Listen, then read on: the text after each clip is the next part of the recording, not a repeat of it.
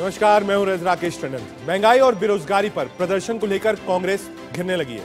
5 अगस्त को काले कपड़ों में राहुल गांधी, प्रियंका गांधी, मल्लिकार्जुन खड़गे समेत कई दिग्गज नेताओं ने प्रदर्शन किया। कांग्रेस के प्रदर्शन पर अब सियासी घमासान भी मचा हुआ है, क्योंकि 5 अगस्त वो तारीख है जिस दिन राम जन्मभूमि का शिलान्यास हुआ था। 5 अगस्त को ही धारा 370 हटाई गई थी। इस दिन कांग्रेस का काले कपड़ों में विरोध बीजेपी को भगवान राम के भक्तों का अपमान दिख रहा है। गृह मंत्री अमित शाह से लेकर सीएम योगी तक ने कांग्रेस को कटघरे में खड़ा कर दिया और कहा है कि भक्तों से कांग्रेस माफी मांगे। अब ऐसे में सवाल है, क्या कांग्रेस के प्रदर्शन में सांकेतिक रूप से राम जन्मभूमि का विरोध छिपा है? बड़ा सवाल। कांग्रेस के जो ब्लैक पहनावा जिसको आप कहते हैं, उसको लेकर बीजेपी ने तंज कसा है। क्या कुछ कहा है, राजनीतिक बयान क्या है, सुनाते हैं आप। आज का दिन इसीलिए विरोध के लिए और विशेषकर काले कपड़ों में विरोध के लिए सिलेक्ट किया है कि वो एक सटल मैसेज देना चाहते हैं कि हम राम जन्मभूमि के शिलान्यास का विरोध करते हैं और अपनी तुष्टीकरण की नीति को वो आगे बढ़ाना चाहते हैं। और मैं तो यही कहना चाहूंगा कि तुष्टीकरण की नीति न देश के लिए अच्छी है न कांग्रेस के लिए अच्छी है। तुष्टीकरण की नीति के चलते ही आज कांग्रेस जिस स्थिति में है वो स्थिति में दिखाई पड़ रही है। और जहां तक ईडी का सवाल है, सभी ने देश के कानून की व्यवस्था का सम्मान करना चाहिए और सहयोग करना चाहिए। Sir, it's on also the non. Today in our country, protesting is illegal, voicing your opinion is illegal, so they can do whatever they want. So what you इस दिवस पर भारत की आस्था को अपमानित करने वाला कांग्रेस के नेताओं का आचरण अत्यंत निंदनीय है। कांग्रेस पार्टी कई दिनों से आंदोलन कर रही है, अपने सामान्य कपड़ों में कर रही थी। सहमति असहमति हो सकती है, लेकिन 5 अगस्त की तिथि को श्री राम जन्मभूमि मंदिर निर्माण कार्य के शुभारंभ दिवस के दिन, अयोध्या दिवस के दिन राम भक्तों को अपमानित करने वाला कांग्रेस का यह आचरण एक बार फिर जग जाहिर हुआ है।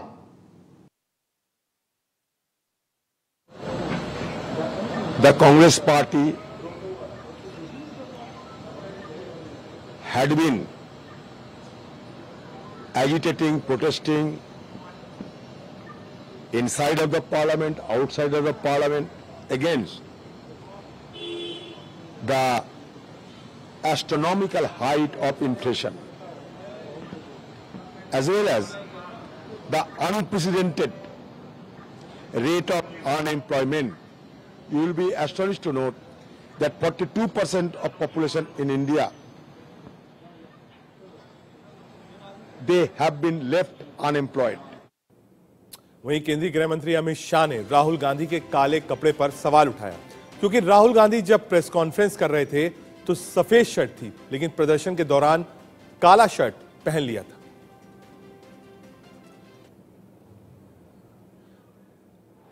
ये 2 तस्वीरें हम आपको दिखा रहे हैं। पहली सुबह 9:30 बजे की है, जब प्रदर्शन से पहले राहुल गांधी कांग्रेस मुख्यालय पहुंचे।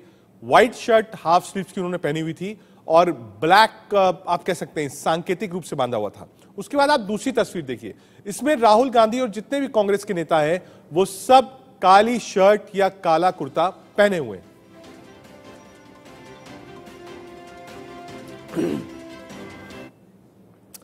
आज हमारी जो बहस है वो इसी मुद्दे पर है। क्या मुद्दा है ये आपको समझाते हैं। कांग्रेस का प्रदर्शन क्या लोकतंत्र के लिए काला दिन है? राम जन्मभूमि के पूजन के दिन कांग्रेस का प्रदर्शन क्यों? क्या 5 अगस्त के प्रदर्शन से राम भक्तों का अपमान हुआ है? यह सवाल उठ रहा है। महंगाई पर प्रदर्शन से अयोध्या का क्या कोई लेना देना है दूर दूर तक? यह भी एक बड़ा सवाल है। एक लंबा चौड़ा पैनल हमारे साथ होगा। हमारे साथ अनिला सिंह जी जुड़ेंगी, प्रवक्ता है भारतीय जनता पार्टी की। प्रवेश चौधरी जी हमारे साथ स्टूडियो में रहेंगे, प्रवक्ता है वीएचपी के। डॉक्टर चैनिका उनियाल प्रवक्ता कांग्रेस पार्टी हमारे साथ हैं, घनश्याम तिवारी जी प्रवक्ता हैं। डॉक्टर उनियाल, सबसे पहले आपसे ही शुरू कर देता हूं क्योंकि दो लोगों ने इस पर सवाल उठाया। पहला सवाल अमित शाह जी ने, दूसरा योगी आदित्यनाथ जी ने। उन्होंने कहा अयोध्या 370, क्या काला कपड़ा पहनकर कांग्रेस उसका भी विरोध कर रही थी?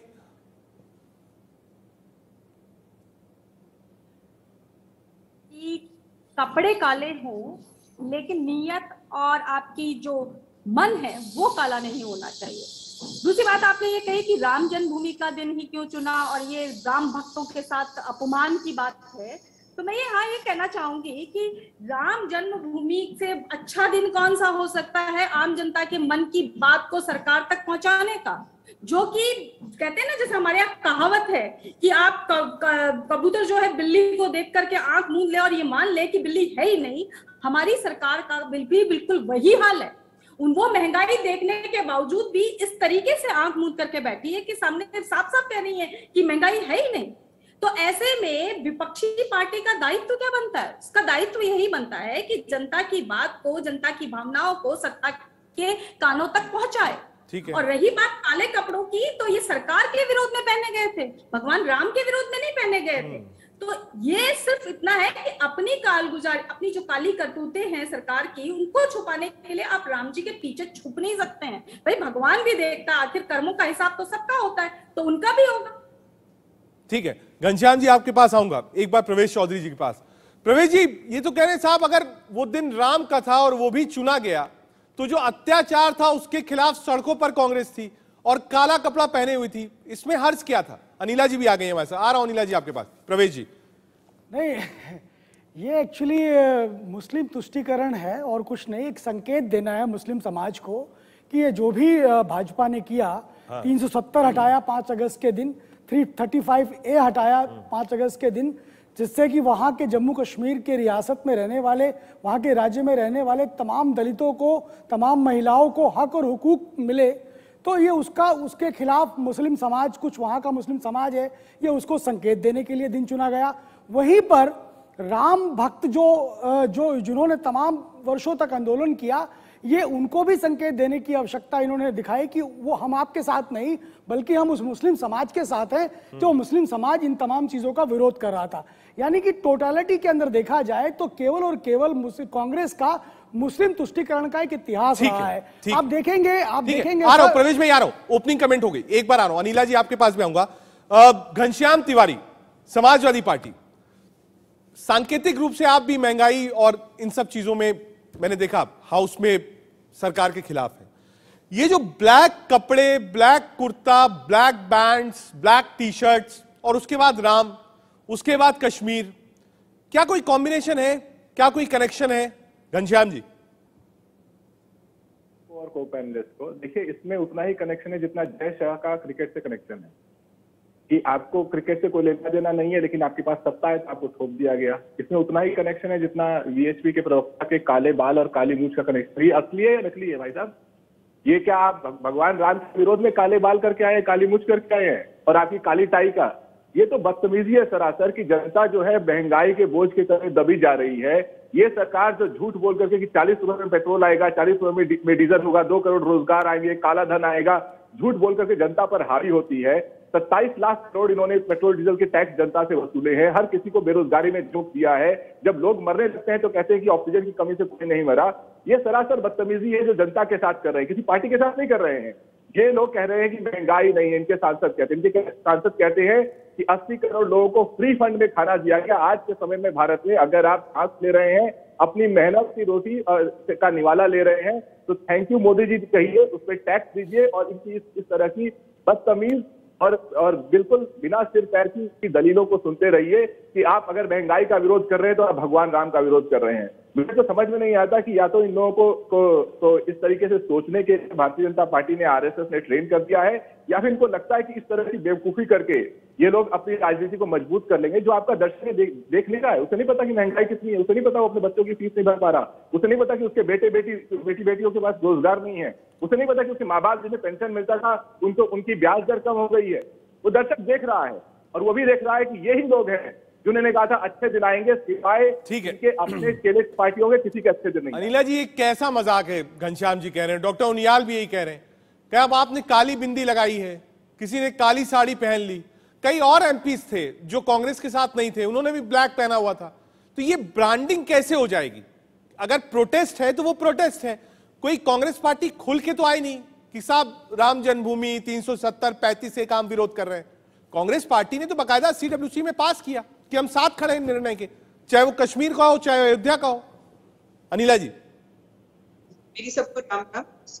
अभी घनश्याम तिवारी जी को सुन रही थी, मुझे लग रहा था कि मैं समाजवादी पार्टी के प्रवक्ता को नहीं परंतु कांग्रेस के प्रवक्ता को सुन रही हूँ, पर इसमें इनकी कोई गलती नहीं है। हम बात करें कांग्रेस की, हम बात करें समाजवादी पार्टी की, मानसिकता तो एक ही है। ये वो राजनीतिक दल है जिन्होंने निरंतर प्रयास किया कि रामलला का भव्य मंदिर का निर्माण ना हो सके या जितना ज्यादा उसको टाल सकते हैं और उसको टालने का प्रयास किया। यहाँ पर ऐसी पार्टी के प्रवक्ता बैठे हुए हैं जिनके अध्यक्ष जी ने यह कहा कि गोलियां चलवाई मैंने संविधान को बचाने के लिए, अगर दोबारा भी चलवानी पड़ेगी मैं चलवाऊंगा। यानी कि कार से लोगों को ढूंढना पड़ा, बिल्कुल ठीक ढूंढा। सरयू नदी लाल की तो बिल्कुल ठीक की, और अयोध्या की जो सड़कें हैं जहां पर कत्ले आम कराया गया सरकार के द्वारा, समाजवादी पार्टी की सरकार थी, वो भी बिल्कुल ठीक है। उसी तरीके से कांग्रेस की भी मानसिकता रही है।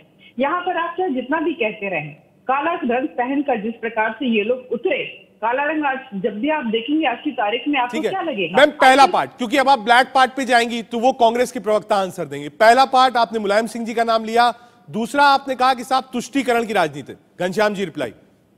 देखिए, इस देश में पेंसिल, शार्पनर, दही, दूध सब पर टैक्स लगा रही है सरकार। हाँ। आपके खाने के निवाले पर टैक्स लगा रही है, आपके बच्चे स्कूल नहीं जा रहे, आप अस्पताल में जाएंगे उसके लिए टैक्स लगा रही है। तो ये सरकार के प्रवक्ताओं के मुख से महंगाई शब्द निकलता नहीं है। ये क्या कहते हैं कि महंगाई दुनिया भर में है। दुनिया भर में आपको वोट नहीं दिया था, महंगाई आज देश में है क्योंकि आप चाहते हैं कि आम आदमी गरीब हो और आपके चुनिंदा पूंजीपति अमीर होते रहे। भारतीय जनता पार्टी की अपनी जो संपत्ति है, दौलत है, हर 2 साल में दोगुनी हो जाती है। कैसे होती है? इनके चुनिंदा जो पूंजीपति हैं उनकी दौलत पिछले 6 से 8 साल में, जब आम आदमी की आय घटी है, इनकी दौलत 8 गुना बढ़ गई है। कैसे बढ़ी है? तो जो पार्टी ने तय कर लिया है कि जनता को बेवकूफ बनाना है, प्रतिदिन हिंदू मुस्लिम की बहस कराओ और उसको मीडिया में फैलाओ और उससे नफरत भरो और उससे अपने वोट बटोरो, की है। अब कोई कहने लगे कि अमित शाह जी दोनों तरफ यही आरोप है। आप देखिए, अनिला जी कह रही है कि मुस्लिम तुष्टीकरण के आरोप सपा पर, कांग्रेस पर, जो भी रीजनल दल है, आप कह रहे हैं यही काम भाजपा कर रही है। अब जनता कह रही साहब जीएसटी हटाओ, और ये आरोप चल रहा है तुष्टीकरण का। बताइए जनता कहां जाएगी? देखिए, ये बताइए, अभी बीएचपी के प्रवक्ता बोले, अनिला जी बोली, एक शब्द महंगाई पे बोला, एक शब्द बेरोजगारी पे बोला। मैं बोल देती हूं, दुख स्पष्ट किया कि इनके सांसद कह रहे हैं कि 80 करोड़ लोगों को मोदी जी फ्री फंड में खाना खिला रहे हैं, उन्हें थैंक यू बोलना चाहिए।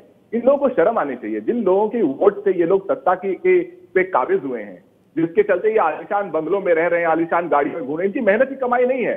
जय शाह कोई शानदार क्रिकेटर नहीं थे जो बीसीसीआई के अध्यक्ष बन गए। ये जनता की मेहनत के बल पे ये सरकार में काबिज हुए हैं और कह रहे हैं कि 80 करोड़ लोगों को फ्री फंड में खाना खिला रहे हैं संसद में। अनिला जी, महंगाई पर, जीएसटी पर कुछ बोल दीजिए। घनश्याम जी बोल रहे हैं, उसके बाद डॉक्टर उनियाल और प्रवेश जी आपके पास आ रहा हूं। अनिला जी, एक रिप्लाई दे दीजिए। महंगाई पर स्टैंड क्या है, सिलेंडर पर क्या है, जीएसटी पर क्या है, अनएम्प्लॉयमेंट पर क्या है, समाजवाद की परिभाषा में भी कुछ बताइए। बिल्कुल बिल्कुल।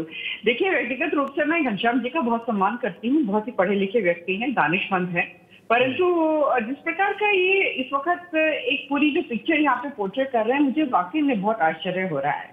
घनश्याम जी, 2014 यानी जब हमारी सरकार आई थी उससे पहले का अगर आप इन्फ्लेशन रेट, महंगाई दर देख लें सबका एवरेज निकाल के, और 2022 का जो अभी का जो इन्फ्लेशन रेट है, जो महंगाई दर, अगर आप कंपेयर करेंगे यानी उनका अंतर देखेंगे तो आपको -1.32% दिखाई देगा। कंपैरेटिव एनालिसिस अगर आप करेंगे, आप तो खुद बहुत होशियार हैं, तो उसके बाद भी अगर जबकि हम देख लेंगे लगातार पूरा ग्लोब जो ग्लोबलाइजेशन का जो आज की दुनिया है, जो पूरी इस वक्त पूरा विश्व जो है एक रिसेशन के दौर से गुजर रहा है। पैंडेमिक की मार 2 साल हमने झेली है। उसके बाद मैं फिर से कहती हूँ, बहुत गर्व से कहती हूँ कि 140 करोड़ की आबादी वाला मेरा देश जो है, और उत्तर प्रदेश से आती हूँ। अनिला जी, अब जरा सेकंड पार्ट पर आ जाइए, क्योंकि पहला तुष्टीकरण वाला था, आपने मुलायम सिंह जी का नाम लिया था, इसलिए मैंने घनश्याम जी को रखा स्क्रीन पर। अब सेकंड पार्ट, अगर प्रोटेस्ट होगा और ब्लैक कपड़ों में प्रोटेस्ट होगा तो ये कैसे हो जाएगा कि साहब ये अयोध्या और कश्मीर का विरोध है? इसमें तर्क क्या है? नहीं, तर्क तो ऐसा है कि जब 370 का विषय था तब आप देख लीजिए कांग्रेस के सुर क्या थे। ठीक है, सीएए की बात उठाइए तब क्या इनके सुर थे, राम मंदिर की बात उठाइए तब इनके सुर क्या थे। निरंतर जो है, और जब आपको पता ही होगा उरी का पूरा विषय आपने किस प्रकार से एक क्वेश्चन मार्क लगा रहे थे, सबूत लाओ सबूत लाओ सबूत लाओ। ये देश के सिपाही पर भी सबूत मांगते हैं और हर चीज पे सबूत मांगते हैं। काले कपड़े पहनकर निकले, आज की तारीख में काले कपड़े काले झंडे लेकर जो निकलते हैं, सीधे सीधे आईएसएस के लोग जो हैं वो दिमाग में आते हैं। क्या आईएसएस आप कांग्रेस को आईएस कह देंगी? अनिला जी, कांग्रेस का कंपैरिजन आईएस से कैसे हो जाएगा? पालने जा और कह रहे हैं देश में डॉक्टर उनियाल, लोकतंत्र नहीं है। कांग्रेस का कंपैरिजन आईएस से किया जा रहा है। कहा साहब काले कपड़े मतलब आईएस है? डॉक्टर उनियाल, देखिए ये वो लोग हैं जिस आइडियोलॉजी से ये लोग आते हैं। अगर ये इतिहास में जाने की बात करेंगे ना तो खुद अपने आप में इनके पास जवाब नहीं होंगे, क्योंकि ये एक तरफ द्विराष्ट्र सिद्धांत का समर्थन करते हैं, फिर 1937 में यही लोग आकर के आपके मुस्लिम लीग के साथ सरकारें बनाते हैं, फिर यही लोग 1947 में तिरंगा झंडा को जो है अशुभ बोल करके उसका विरोध करते हैं, और कांग्रेस को ये कहते हैं कि हमारे ऊपर ये आरोप लगा रहे हैं कि हमारे में राष्ट्रभक्ति की कमी है। खैर, मैं इस बात को डिबेट को डाइवर्ट नहीं करना चाहूंगी। मैं तो इनसे सीधा सीधा सवाल पूछना चाहती हूँ कि पिछले साल, आंकड़ों पे जाना चाहिए, ये आंकड़ों की बात करें तो इनसे सीधा सीधा सवाल है कि पिछले साल 2.11 करोड़ लोगों ने एलपीजी जो रिफिल है वो नहीं करवाया, और 2.91 करोड़ ने सिर्फ एक बार रिफिल कराया। ऐसा क्यों हुआ? इसके पीछे क्या वजह है? सरकार क्या सोचती है? 2019 तक जो है आप ये देखिए कि 37.76 करोड़ जो जनधन के खाते खुले थे, जिसमें से 6.88 करोड़ निष्क्रिय क्यों है? इसका क्या जवाब है सरकार के पास? और तो और आप ये बताइए कि पेट्रोल 2019 से 22 तक 33% वृद्धि होती है, डीजल में 36% वृद्धि होती है, आपके एलपीजी में 113% वृद्धि होती है, और आपके नमक जो कि साधारण चीज है जिसके लिए गांधी ने इतना बड़ा मूवमेंट कर दिया था उसके ऊपर 33% वृद्धि होती है, अरहर दाल आपकी 22% वृद्धि होती है, सोयाबीन तेल 76% वृद्धि होती है, सरसों तेल आपका 59% वृद्धि होती है, चाय पे 33%। पूरे आंकड़े हैं मैम आपके पास। अभी हाल ही में आपने देखा होगा कि दिल्ली के अंदर जो पाइप गैस है उसकी कीमत में भी 2.63 रुपए की बढ़ोतरी हुई। डॉक्टर उनियाल, सरकार कहती है कि महंगाई नहीं है, नहीं, मैं डॉक्टर उनियाल, मैं जो आप बात कह रही हैं, हमने महंगाई पर भी बहुत सारी डिबेट्स करी, लेकिन क्या ये सेल्फ, मैम एक सवाल है मैम, मेरा एक सवाल है, एक छोटा सवाल है मैम, ये आंकड़े जायज थे? मैम मेरी बात समझिएगा, और बहुत राजनीतिक सवाल है। देखिए कई बार ऐसा होता है, आदमी को याद नहीं रहता, क्योंकि ये 5 तारीख वाला प्रोटेस्ट बहुत पहले प्लान हुआ था, ऐसा नहीं था कि 2-3 दिन में हुआ था, ये 4 को भी हो सकता था, 6 को भी हो सकता था, ऐसी कोई वो नहीं थी। आपको लगता है ये एक मुद्दा कांग्रेस पार्टी ने दे दिया बीजेपी को? साहब किस दिन काला पहनना है और किस दिन गुलाबी और किस दिन भगवा, जरा थोड़ा तो आप रंग मिला लेती। शनिवार देखिए, आज सैटरडे है मैम, सैटरडे को लोग कहते हैं ब्लैक पहनो, मैंने भी ब्लैक टाई आज पहनी है, आप सैटरडे को कर लेती। देखिए एक चीज सुनिए आप मेरी बात, मैं फिर कह रही हूँ कि जनता के मन की, जनता के हित की आवाज उठाना कभी भी भगवान राम को दुखदाई नहीं होगा, लेकिन जो भाजपा के अंधभक्त हैं उनके लिए दुखदाई हो सकता है, ये भगवान राम के लिए कभी दुखदाई नहीं होगा। और कभी अनिला जी, आ रहा हूं प्रवेश भाई आपके पास। अनिला जी, ये तो अंधभक्ति है, डॉक्टर उनियाल कह रही है तो अंधभक्ति है। अंधभक्ति में आप कहिए कि साहब शुक्रवार को सफेद पहनते, लाल पहनते, गुलाबी पहनते, काला क्यों पहन लिया? अब प्रोटेस्ट करेगा आदमी तो काला ही पहनेगा। नहीं, बिल्कुल काला पहने। मैंने तो कहा कि जिस प्रकार से काले वस्त्र पहन के काली पट्टियां सर पे और हाथ पर बांधकर निकल रहे थे, मैं तो सच कहूं मुझे लग रहा था कि कहाँ बिल्कुल ये आईएसएस वाली मानसिकता मुझे दिखाई दे रही थी। उसी तरीके का इनका व्यवहार भी हो रहा था सड़कों पर। दिल्ली वासियों से पूछिए कितनी परेशानियां उन्होंने झेली है, कल कितनी परेशानी। ये इनकी मानसिकता है, चाटुकारिता की परिकाष्ठा है कि क्योंकि इनके नेतृत्व को ईडी बुला रही है कि भाई आपको हम प्रश्न करेंगे, आपको कुछ उत्तर देने होंगे, तो घबरा कर ये सड़कों पे उतर है। पहले तो नहीं उतरे, अचानक महंगाई का मुद्दा काले कपड़े पहनकर उतर कर आ गए, क्योंकि हम महंगाई के बारे में बात करना चाहते हैं। महंगाई तो बहाना है, असली मकसद तो इन लोगों को, अपने नेताओं को बचाना है, क्योंकि इनको पता है चारों ओर से घिर चुके हैं। ठीक है, एक जवाब दे रही है। फिर घनश्याम जी आपके पास आ रहा हूं। डॉक्टर उनियाल, ये एक चर्चा का विषय है मैम कि एक तरफ ईडी की चढ़ाई है, यंग इंडिया, एजीएल और नेशनल हेराल्ड है, और दूसरी तरफ महंगाई की मार है। आज से पहले तो इतना बड़ा आंदोलन और प्रोटेस्ट महंगाई पर मैम आखिरी बार कब हुआ था बताइए ना आप, इतना बड़ा? कांग्रेस ने बहुत बार प्रोटेस्ट किया है। आप पीछे के आंकड़े उठा करके देखेंगे, रामलीला मैदान में कई बार रैलियां हुई हैं, लेकिन सरकार के कान में जू तक नहीं रेंगती, क्योंकि ये हमेशा मुद्दे डाइवर्ट करना चाहते हैं।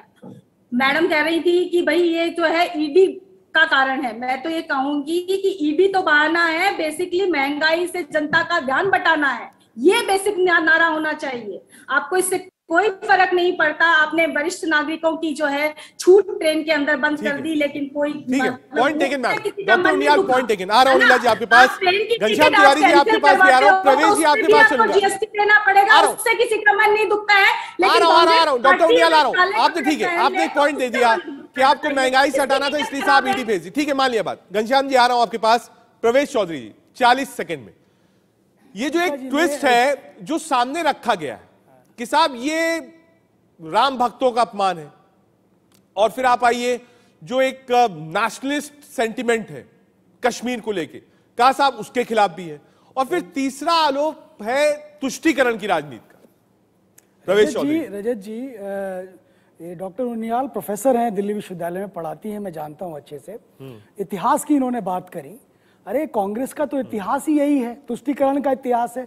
क्या 1916 को भूल गए आप, जब आपने मुसलमानों को मुस्लिम लीग की मांग पर उनको सेपरेट इलेक्टोरेट की जो मांग थी उसको मान लिया? क्या आप उसको भूल गए? 1919 में, 1920, 1921 में खिलाफत आंदोलन जो कोई इस धरती से इसका कुछ लेना देना नहीं था, उसके समर्थन में कांग्रेस उतर आती है। वो मोपलाओं ने जो हजारों लाखों हिंदुओं को मारा उसको भूल जाती है। क्या कांग्रेस का इतिहास नहीं है कि स्वामी श्रद्धानंद को गोली मार दी गई और कांग्रेस की छू तक नहीं निकली? क्या डायरेक्ट एक्शन के नाम पर तमाम हिंदुओं को मारा गया, कलकत्ता किलिंग करी गई और कांग्रेस के मुंह से एक आवाज नहीं निकलेगी? क्या ये इतिहास नहीं कांग्रेस का?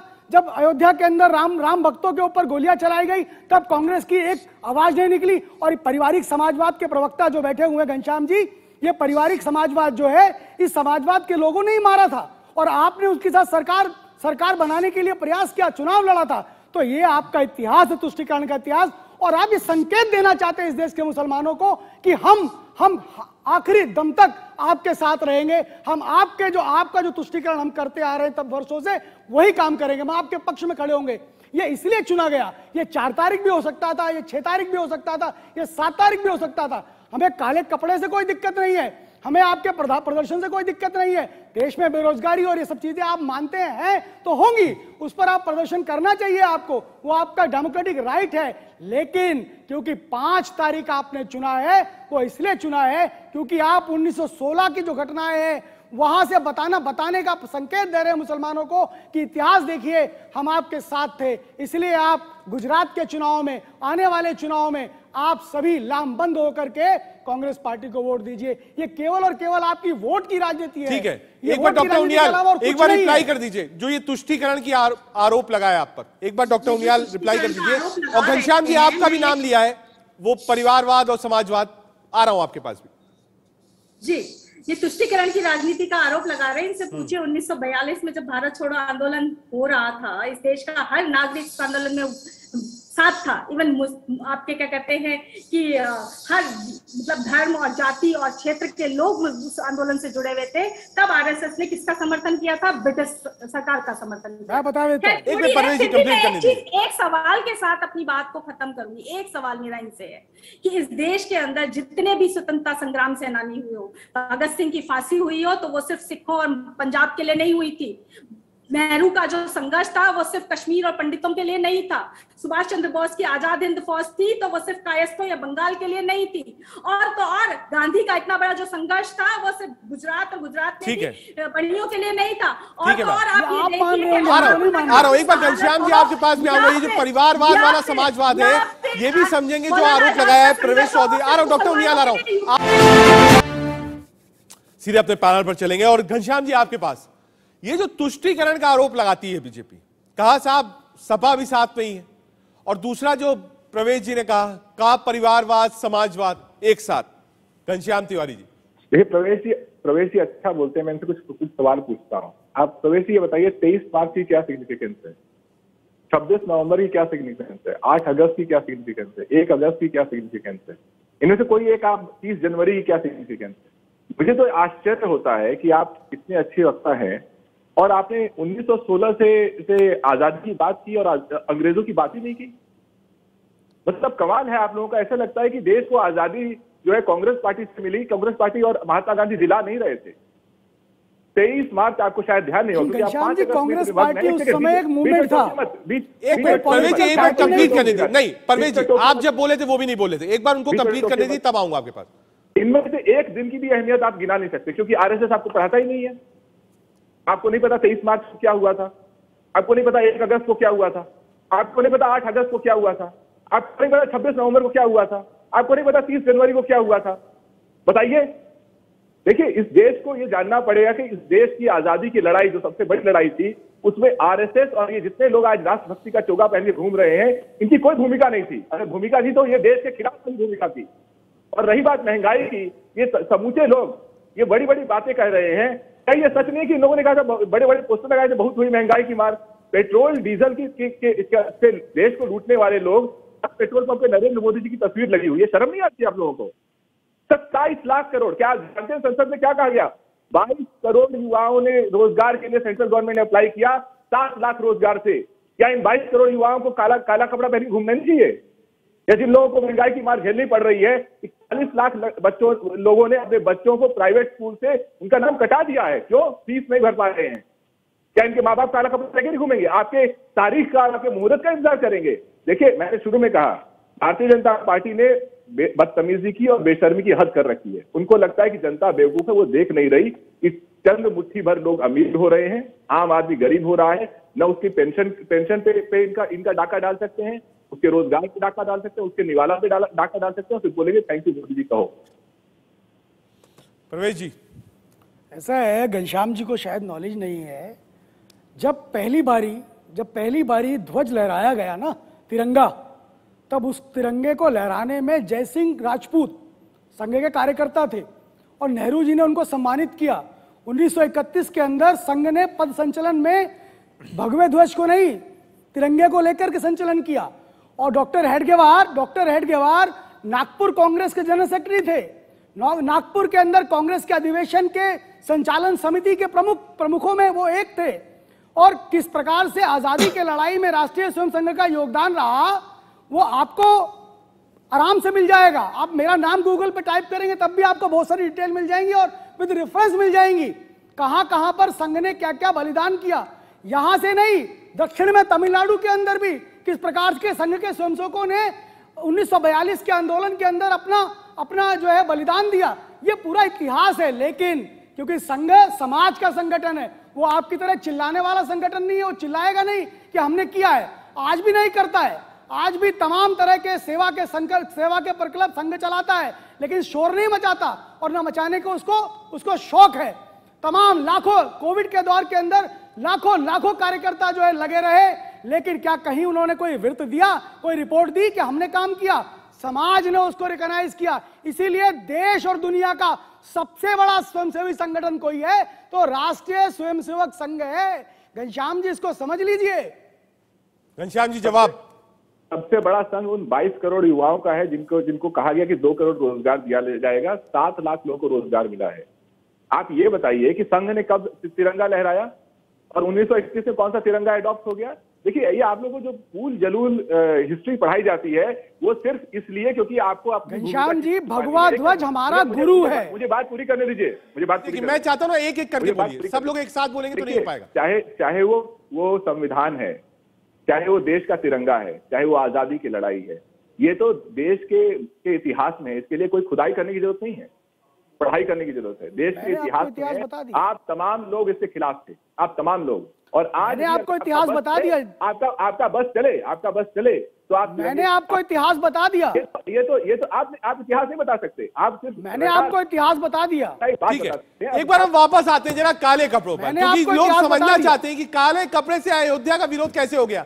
अनिला जी, ये लॉजिक राजनीतिक तौर पर तो समझ में आता है, लेकिन थोड़ा असहज है कि काला कपड़ा पहनकर अगर दिल्ली में प्रदर्शन हुआ तो अयोध्या और कश्मीर का विरोध कैसे हो गया। मैम थोड़ा समझाइए इसको। मैम नहीं, मैंने शुरुआत में भी कहा, निरंतर जो है ये बात कही भी जा रही है। कहते हैं ना, समझने वाले समझ गए, जो ना समझे वो अनाड़ी हैं।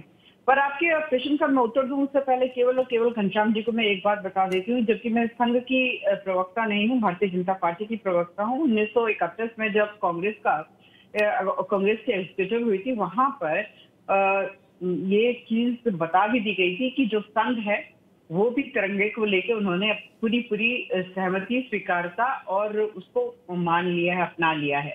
यहाँ पर बार बार मत कहिए कि संघ जो है उसने तिरंगे को कभी अपनाया ही नहीं। और जहां तक मैं ये कहती हूँ कि हमारे देश की स्वतंत्रता की जंग रही है साहब, उस वक्त भारत का एक एक नागरिक, चाहे वो संघ से जुड़ा हुआ था या नहीं था, किसी भी राजनीतिक दल में था या नहीं था, एक एक नागरिक इस भारत को आजाद और स्वतंत्र देखना चाहता था।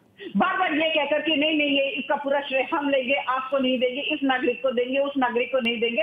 ऐसे भी लोग थे जो किसी भी राजनीतिक दल से नहीं आते थे, आम ग्रामवासी थे, उन्होंने भी अपनी जान दी थी। तो ये लड़ाई बंद करिए कि आज के मुद्दे की हम बात करते हैं। ये कहा जा रहा है कि इन्फ्लेशन रेट जो है बहुत हाई हो गया है, उसका बहाना लेकर कांग्रेस पार्टी जो है सड़कों पर उतरी है। बिल्कुल बहाना तो महंगाई है, पर असली इनका मुद्दा जो है ईडी है। डॉक्टर उनियाल को एक बनाइए। डॉक्टर उनियाल, देखिए घूम फिर कर बात वहीं आ जा रही है। एक तरफ काले कपड़े, उस पर राजनीतिक प्रहार, दूसरी तरफ ईडी की रेड और उसके बाद महंगाई पर संघर्ष। तो दो तरफ से कांग्रेस पार्टी को बीजेपी घेर रही है। डॉक्टर उनियाल, देखिए, मैं फिर से यही कहूंगी कि बीजेपी सिर्फ और सिर्फ घेर नहीं रही है, वो सिर्फ और सिर्फ एक ही काम कर रही है कि वो इस मुद्दे से जनता का ध्यान बटाना चाहती है। और ध्यान बंटाने के लिए कभी वो राम जी को याद करते हैं, कभी वो ईडी को याद करते हैं, कभी कुछ और मुद्दा लाते हैं। कांग्रेस शुरू से लेके आज तक, जब से वो विपक्ष में बैठी है, उसने पूरी मुस्तैदी के साथ इस देश के नागरिकों के मुद्दों को उठाया है। अब ये बात करते हैं भगवान के अपमान की, तो आप मुझे बताइए, उस दिन अपमान नहीं हुआ था जब वाराणसी के अंदर नमो घाट के ऊपर आपने 10 रुपए का टिकट लगा दिया था? वो अपमान नहीं था। अगर हम इस देश की जनता के हित में खड़े होकर के काले कपड़ों में सरकार का विरोध करते हैं, तो ये इसको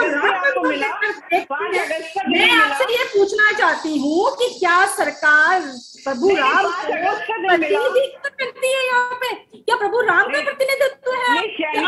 प्रभु राम का नहीं मिला। और देखिए मैडम, आप जब बोली थी तो मैं बिल्कुल नहीं बोली थी। यही बात बताती है कि आप उनको भटकाना चाहते हो। आप बताने लोगों का हमेशा प्रयास रहा, उसी में एक और आपका जो प्रयास था, तो आप ये बताइए कि इतिहास के अनुसार रहे थे, अभी हम पे इतने आरोप लगा रहे थे, मुझे ये बताइए क्यों चुना? जब कांग्रेस ने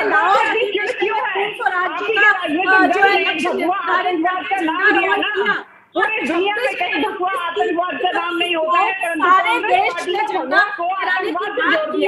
अब वो डॉक्टर भगवा जी ने एक आदेश जारी करके कहा कि नहीं, भगवा एजेंडा राष्ट्रीय झंडे तौर पे पूजा जाना चाहिए, तब क्यों कहा ये? तो आप क्या सोच रहे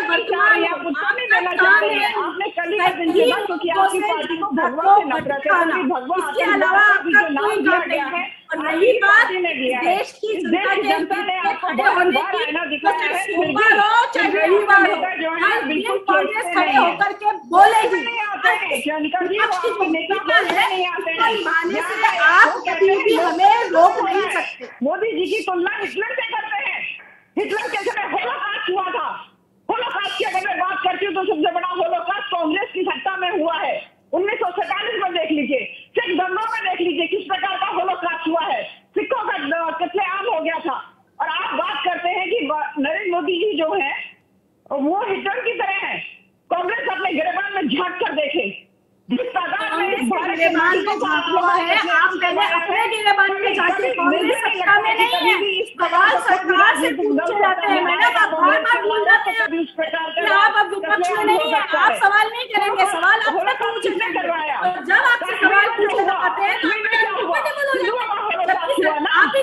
आप ये बताइए कि तो बताइए आप ये बताइए कि सवालों का जवाब देने के बजाय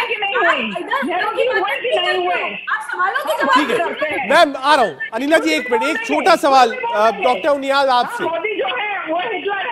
एक मिनट आ रहा हूँ, अनिला जी आ रहा हूँ। डॉक्टर उनियाल आपसे सवाल, क्योंकि ये मुद्दा उठा है, तो क्या कोई क्लैरिफिकेशन पार्टी देगी, जैसे आप प्रवक्ता के रूप में हैं यहाँ पर, क्योंकि ऑफिशियल डाइस से कोई अभी तक ऐसा क्लैरिफिकेशन आया नहीं।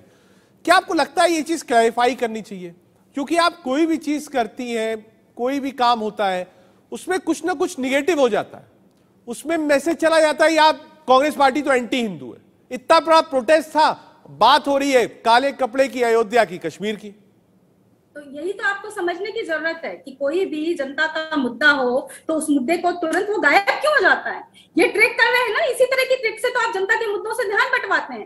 भाई आप सोमवार हो, चाहे मंगलवार हो, चाहे बुधवार हो, शुक्र हो, शनि हो, रवि हो, कोई सी भी डेट हो, कोई सा भी दिन हो, किसी भी दिन पे आप जनता के मुद्दों को उठाने से की बात को गलत कैसे कह सकते हैं? आप मुझे ये बताइए। और कपड़ों पे मतलब मन काला नहीं होना चाहिए, नियत काली नहीं होनी चाहिए। कपड़े काले तो आप कपड़े काले क्या देखती हैं आप? देखिए नियत देखिए, दिल देखिए, कांग्रेस का बिल्कुल साफ है, बिल्कुल गोरा है, आप जबरदस्ती उसको काला कर रही हैं।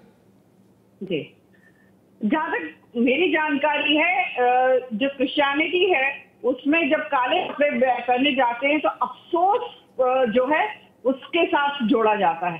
तो इनको अफसोस है कि रामलला मंदिर का जो शिला पूजन हुआ तो ऐसे क्यों हो गया, तो उसी का तो सारा दुख दिखा रहे थे ये लोग काले कपड़े पहनकर।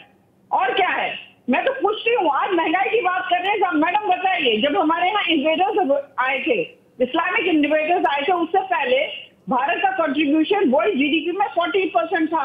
ठीक है, फिर इन्वेडर्स आए, इस्लामिक आए, क्रिश्चियंस आए, फिर हमारे देश को आजादी मिल गई। जब हमारे देश को आजादी मिली तो तकरीबन 1.5% कंट्रीब्यूशन। अनिला जी कोई दिक्कत, ब्लैक कपड़ा पहना, क्या उससे एक मैसेज गया? राजनीतिक नुकसान? डॉक्टर उनियाल, जो हमारे साथ आजाद हुए थे कहां के कहां पहुंच गए? डॉक्टर उनियाल कोई नुकसान, क्योंकि शो वाइंड अप करना मैम, सिर्फ 2 मिनट बचा है। डॉक्टर उनियाल 20 सेकंड में, काले कपड़े से नुकसान हुआ कांग्रेस को? मैं नहीं मानती कि काले कपड़े से कोई कांग्रेस को नुकसान हुआ। ये नुकसान इस देश की जनता का है। अफसोस इस बात का होना चाहिए कि इस देश के अंदर 1% लोगों को भी, जितने लोग 22 करोड़ लोग आपके लिए रोजगार मांगते हैं, उनको इनमें से 1% लोगों को भी रोजगार नहीं मिल पाता। इस बात का अफसोस होना चाहिए कि ऐसा कोई अफसोस नहीं है। घनश्याम तिवारी जी 30 सेकंड में, जो बार बार ये चीजें होती हैं, जो प्रोटेस्ट होना चाहिए, जनता के मुद्दे होने चाहिए, वो कहीं ना कहीं पीछे रह जाते हैं और धार्मिक मुद्दे हमेशा आगे खड़े हो जाते हैं। कैसे मुकाबला होगा इसका? घनश्याम तिवारी जी। नहीं, घनश्याम जी से पूछ लीजिएगा, अखिलेश जी ने जो कहा है ना, तिरंगे के पीछे दंगा, यानी तिरंगे को भी दंगे से जोड़ रहे हैं। एक सवाल और घनश्याम जी, डिमांड देखिए आपकी सबसे ज्यादा है, मैं भी पूछ रहा हूँ, मैडम भी पूछ रही है। घनश्याम जी रहेंगे, ये याद रखिएगा। ठीक है घनश्याम जी, 2 सवाल हो गए, अब 30 सेकंड में देना आंसर। बड़ी साधारण सी बात है, जो मुद्दे हैं वो आपको टीवी पर और भारतीय जनता पार्टी के भाषणों में नहीं दिखाई देंगे, वो आपको अपने घर पर दिखाई देंगे। आपका जो दर्शक बैठा हुआ है, महंगाई की मार ये सरकार ने आपके ऊपर ला दी है और बहाना बना रही है कि दुनिया में महंगाई है। जीएसटी आप दूध दही पर इन लोगों ने लगाया है, जबकि मोदी जी के बयान है इसके खिलाफ। ठीक है, बेरोजगारी आपके, माफी के साथ रोक रहा हूं आप सबको, थोड़ी वक्त की आज कमी है, शनिवार है आज। देश के सवाल में तय कोशिश की हमने समझने की कि आखिर राजनीति क्या है। काले कपड़े पहनकर प्रोटेस्ट करना बिल्कुल वाजिब था, लेकिन एक बड़ा वर्ग ये कह रहा है कि साहब जिस दिन अयोध्या की बात और कश्मीर की बात थी, उस दिन काले कपड़े नहीं पहनने चाहिए थे। इससे कांग्रेस को कितना नुकसान होगा वक्त बताएगा।